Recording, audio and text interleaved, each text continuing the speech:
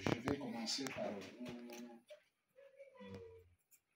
vous expliquer l'origine et ce que représente ce que nous appelons cuit-faux. Cuit-faux, oui. Cuit-faux.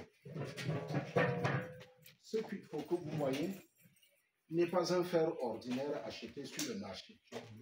À l'époque, ce cuit-faux avait été troqué par les esclaves. C'est-à-dire, à chaque fois que on donnait un esclave, on donnait un cuit-faux. Donc, le nombre de ces cuit-faux représente le nombre des esclaves que la chefferie a donné pour avoir ces cuit-faux. Et ce statut, vous voyez celui-ci, il ferme ses oreilles. Celui-ci, il ferme ses yeux. Celui-ci, il ferme sa bouche.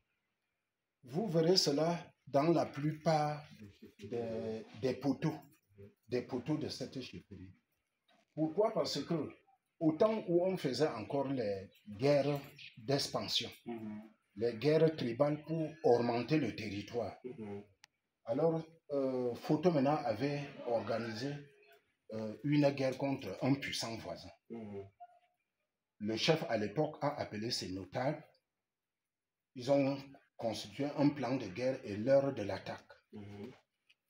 Un notable important, influent de ce palais, qui se trouvait parmi les chefs de guerre, quand il est rentré chez lui, il a dit à sa femme, « Serre-moi vite à manger parce que à 2 heures du matin, nous irons en guerre contre tel village. » La femme était de ce village. Il lui sert vite à manger, amadoue son époux pour le faire bien dormir. Et dès que le mari a sombré dans le sommeil, il est sorti. Il a couru dans son village et dire que, comme vous êtes là, ne dormez pas. Les Photomena vont venir vous attaquer à telle heure. C'est comme ça que tous les Photomena qui ce jour sont allés en guerre, ils ne sont pas rentrés. Aucun n'est rentré. Quand quelques personnes sont revenues, on a dit, mais d'où vient la trahison? Ça ne peut pas être simple. Ils ont enquêté et ils ont trouvé que la femme de ce grand notable est allée vendre la mèche. Alors on a pris la femme, on l'a pendue sur la place publique du marché. Et le mari a été sévèrement puni, comme c'était un notable qui ne pouvait pas être ni tué ni chassé. Il représentait une force pour le village. Alors c'est depuis ce jour que le village s'est dit que tous ceux qui descendent à la chefferie, grand notable que ce soit, quand vous sortez de la chefferie, vous n'avez rien vu de la chefferie. Vous n'avez rien entendu. Vous n'avez rien entendu. Vous ne dites rien. Vous ne dites rien. Fermez votre bouche. C'est pourquoi sur la plupart de ces piliers, vous verrez que la majorité représente ceci. 98, date à laquelle je l'ai hérité.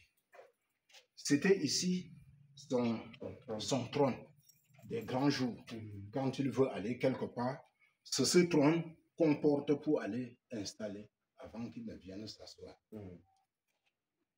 Présente la force du roi de cette chefferie.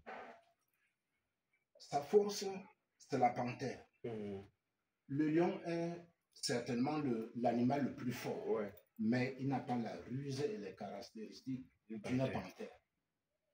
Donc, le chef a une panthère et il a 2 yeux comme tout le monde.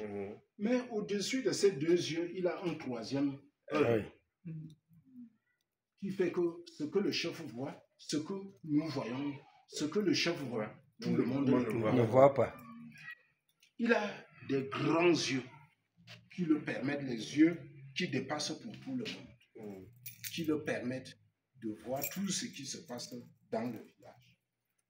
Il a un grand nez pour flairer tout danger qui vient de tous les coins. Il a une large bouche. Ce qui ne peut pas être entendu, on se dit que ce qui ne peut pas être entendu par quelqu'un qui a une faible, une petite bouche, le chef a cette voix-là qui dépasse le haut-parleur. Alors, et pourquoi cela? Ça ne veut pas dire que le chef forcément a 3 yeux. Ça ne veut pas dire que le chef a des yeux exorbitants qui voient à des distances incroyables. C'est cette personne-là qui a un œil, en plus de ses yeux,